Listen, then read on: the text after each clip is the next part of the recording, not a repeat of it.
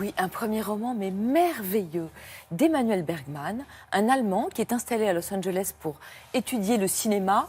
Et dans son livre, on trouve à la fois le charme de l'Europe et en même temps celui du Nouveau Monde. C'est un livre qui vous fait croire au merveilleux. Après une semaine riche en émotions, je trouvais que c'était exactement ça dont on avait besoin. Max et la grande illusion, publié chez Belfond. C'est l'histoire de deux petits garçons, un né à l'aube du XXe siècle, l'autre à l'aube du XXIe siècle.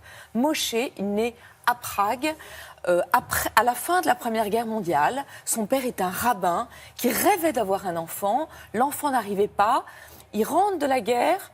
Sa femme est très vite enceinte. Alors, est-ce que c'est un miracle ou est-ce que c'est le voisin ? Le rabbin décide de croire que c'est un miracle et il accueille ce petit garçon tant désiré. Voilà la naissance de Moshe. À l'autre bout du monde, à Los Angeles, début du XXIe siècle, naissance de Max. Max est conçu dans une voiture. Son arrivée est un peu brutale. Il a connu les ferrailleurs. Ses parents vivent ensemble jusqu'à ce que Max ait 10 ans. Et là, il trouve que ses parents deviennent très très gentils avec lui, beaucoup trop gentils. Il se pose des questions. Il se pose des questions et un jour, ses parents lui disent « Il faut qu'on aille au restaurant, on a quelque chose à te dire ». Et ses parents lui annoncent qu'ils vont divorcer. Max ne veut pas que ses parents divorcent.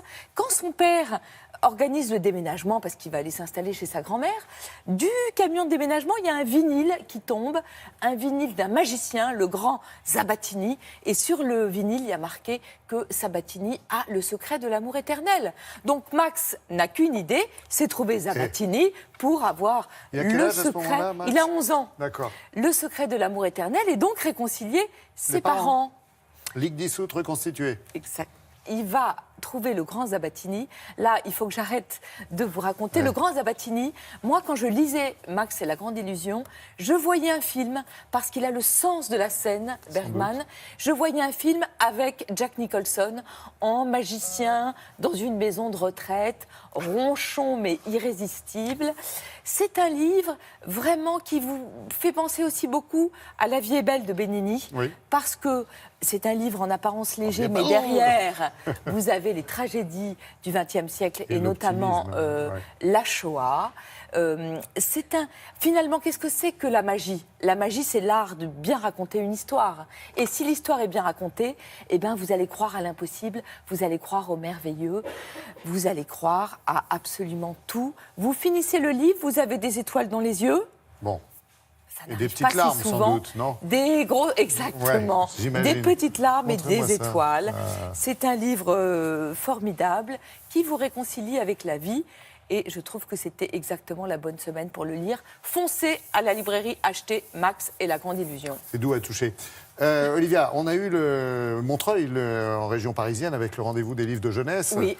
Et là, vous avez trouvé votre bonheur aussi ? Oui, parce qu'à Montreuil, vous savez, on décerne des prix pour les enfants et on décerne notamment des pépites.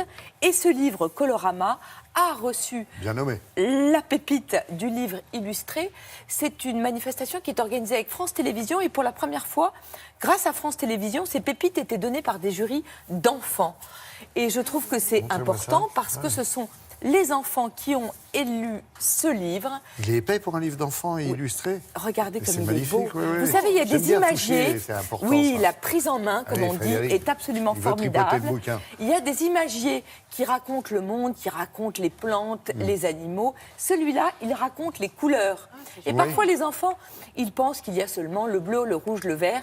Là, il y a 133 couleurs. C'est un imagier. À chaque fois, vous avez une couleur, une image et un petit texte.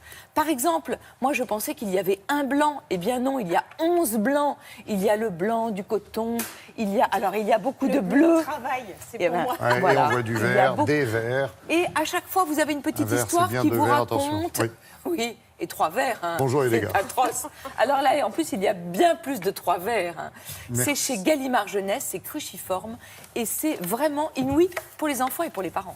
Merci, on en a eu plein les yeux de vos couleurs. Merci, vous savez si bien dire tous ces mots.